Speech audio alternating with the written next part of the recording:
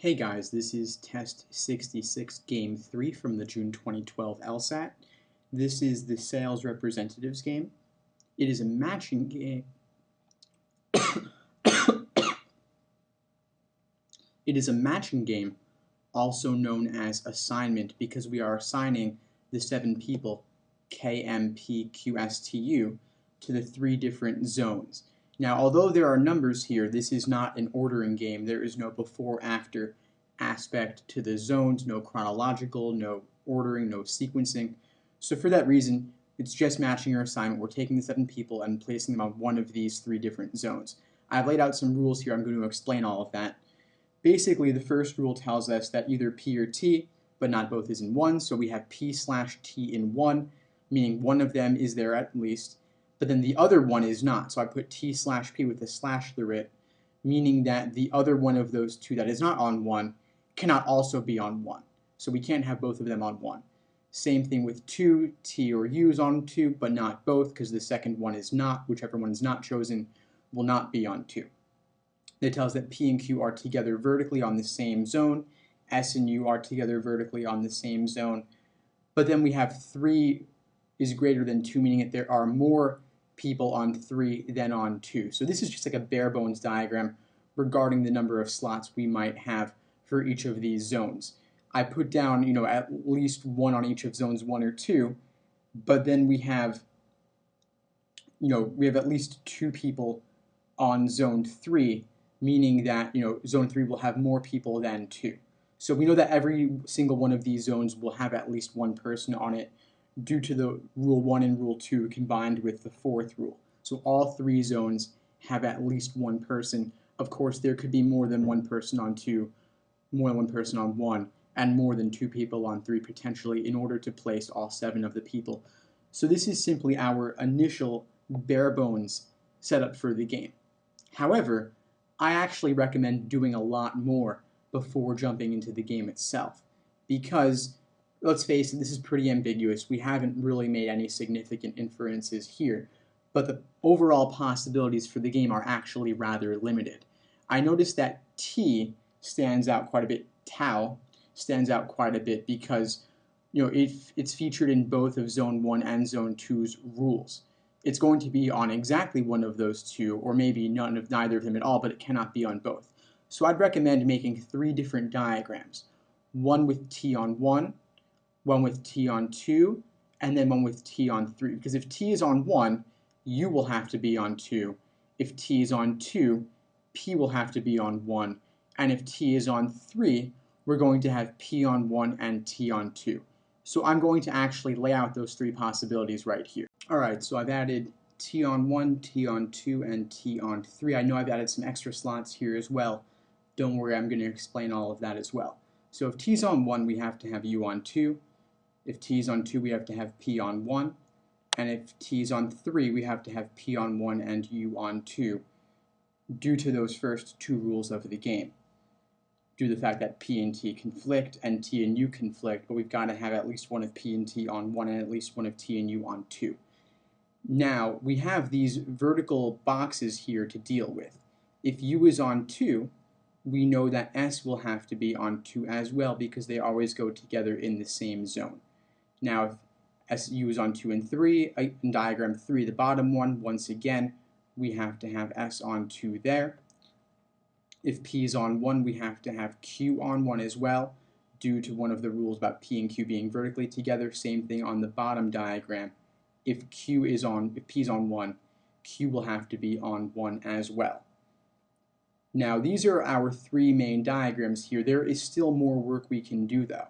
I put 3 slots on the top diagram here for Zone 3, just because Zone 3 has to have more than Zone 2 does in quantity, and Zone 2 already has 2 people. So for that reason, Zone 3 will have to have 3 different people, and because there are only 7 people total, we could not fit both P and Q elsewhere, because that would take up too many of the people. We wouldn't still have 3 people left to place on Zone 3. So for that reason, we can infer that we have to have P and Q both on Zone 3 here, and then we just have K and M remaining. We don't know exactly where they are going, but we can infer that at least one of those two people will have to be on zone 3, and then the other one of those two will either be on zone 3 as well, or will be on zone 1. The other one of K or M could not be on zone 2 because then 2 and 3 would have an equal number of people, and we need 3 to have more than 2. Now in the second diagram, we still have a lot of people left to place. We have S, we have U, we have K, and we have M. And we don't know exactly where those people are going. It's still fairly open-ended, so I'm just going to leave that vague for now. In the bottom diagram, we already have, all 7 slots written down here. Again, I put 3 different slots on zone 3 because zone 3 has to have more slots than zone 2 due to the final rule of the game. So we know that both M and K will have to go on zone 3 in this diagram because it is really the only place left for them to go. So the bottom diagram is finished. The other 2 diagrams still have a great deal of ambiguity left, but this is a great start to jump into the game. So question number 12, general orientation question.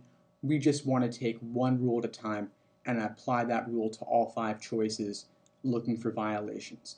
So for example, we could pretty easily take the rule that 3 has to be a larger number of people than 2, run through all 5 choices, scanning, and we find that choice E has 2 people on zone 3, yet has 3 people on zone 2. So zone 2 actually has more than 3 rather than vice versa.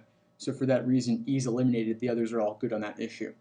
Next, we could take the rule that, we have to have P and Q together on the same day. Of course, we'll look for that horizontally in question 12's choices because that's how they are presented. And we find that choice A has them on different zones, not on the same zone. For that reason, A is eliminated. The others are all good on that issue. Next, we could look for S and U being vertically together, in this case on the choices horizontally together, and we find that choice C has them separate, so for that reason C is eliminated. We're down to B and D. The rule we have not looked for is, the rule regarding P, at least one of P, exactly one of PT on 1, exactly one of TU on 2, and we find that choice D lacks both P and T on zone 1, unacceptable. So for that reason, choice D is eliminated, and we're left with B for question number 12. Next, number 13, if we have more people in 1 than in 3. So let's look at what's going to be relevant to us here. Basically, of course, the top diagram with T on 1, that's going to be completely irrelevant to us because it definitely has way more people on zone 3 than on 1. It has 3 people on zone 3 and, 1 person on zone 1. And even if, we added one of K or M to zone 1 here, that would still leave us with only 2 people on zone 1, not more people than on zone 3. It would be impossible. So T on 1's diagram is irrelevant here. The bottom diagram is also irrelevant because we have 2 people on 1 and 3 people on 3. So zone 1 is not going to exceed zone 3 in terms of quantity. So we're left with the diagram where we have T on 2. Now there are of course a number of different ways that could play out. We could have 4 people on day 1, and we could have 2 people on day 3. So 4, 2, 1 makes 7 altogether. That's a pretty good way to do this. Or maybe we could even have 5, 1, 1. Oh wait, we can't, because remember, we have to have more people on day 3 than on day 2. So we're specifically looking at a possibility where we're going to have a 4, 1, 2 distribution. That's really the best way to accomplish this. It's the only way, because otherwise, 3, 1, 3 isn't going to work because then 1 and 3 will be equal. So let's do 4, 1, 2 as our distribution for this question. So I've laid out 2 different possibilities here at the bottom. We could either have, we have 2 different possible 4, 1, 2 distributions with the second possibility here. We have that SU block, vertical box here to deal with, so that could be on 1, and then in which case we would have K and M on 3, or we could have S and U together on 3, and then have K and M together on 1. So these are our 2 different possibilities for that 4, 1, 2 distribution, allowing us to have more people on day 1 than on day 3, while still complying with the rule that we have more people on 3 than on 2. So let's run through the choices now, asking ourselves what could be true. Could we have K on 2? No, we only have T on 2, so for that reason, A is eliminated. Let's look at B. M on 2, no, once again, T is the only one on 2, that's gone. C is P on 3, no, P is specifically on 1 in both of these, so that is gone. T on 1, no, of course, T's on 2, we rejected the T on 1 possibility, so D is gone, leaving us with E by process of elimination. So let's look at that. U on 3, we have that right down here. So for that reason, E is our answer to number 13. I'm going to leave 13's work here as we move on to 14 just because it could be relevant to us. Next, number 14. Again, I've left 13's work right here on the bottom left for us to use later. Anyway, number 14, general question, what must be false? So 4 of these choices could be true. 1 of them specifically cannot be true. So let's just run through the choices asking ourselves what could be true. Could we have K and S together on 1? Never seen it. Doesn't mean it's not possible. We'll keep it for now. K and S together on 3. Never seen that either, so we'll keep it. M and S together on 3. Never seen that. We'll keep it. M and U together on 3. Never seen it. But then choice E, P and S together on 1. We have seen that in our diagram from number 13. There's P, there's S. They're together on diagram from 13. So for that reason, we know that that could be true, and E is eliminated. Now, of course, we didn't get to eliminate very much right now. Our previous diagrams weren't that helpful to us. So let's try to make some kind of new diagram where we might be able to do a lot and to disprove some of these choices from 14. So if you look at these choices from 14, you'll see that we have S appearing in a lot of them. We have S in 4 out of 5 choices, which is now 3 out of 4 of what's remaining. So let's try to put S with a lot of other things and think about why wasn't S with a lot of other things in our previous diagrams.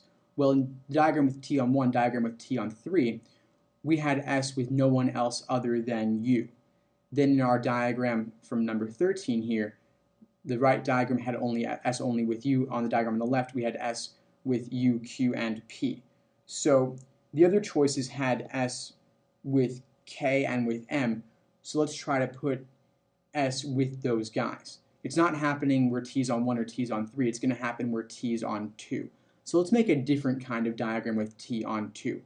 Instead of making it with a 4, 1, 2 distribution, let's make it instead with like a 3, 1, 3 distribution, because that would allow us to put S on 3, perhaps with some other people. So here I've laid out a diagram with a 3, 1, 3 distribution. Now I know I filled it in already, I'll explain. We already know from the T on 2 layout that we've got to have Q and P together on 1 and T on 2. So a 3, 1, 3 distribution would require us to have S and U on diagram 3, on zone 3, and then K and M, the remaining variables, will have to be split between 1 and 3 because there's really nowhere else for them to go. So now we see that we could easily have K and S together on 3, so for that reason choice B is eliminated. We see that we could have M and S together on 3, so for that reason choice C is eliminated. And we see that we could easily have M and U together on 3, so D is eliminated, leaving A by process of elimination. Now, of course, K and S together on 1 is impossible, given that we had to put S on 3 in order to have room for S to be with U. So for that reason, A is a must be false, cannot be true, is our answer to number 14. Next, number 15, they're just asking us for a list of people who could be in zone 3 for some particular scenario.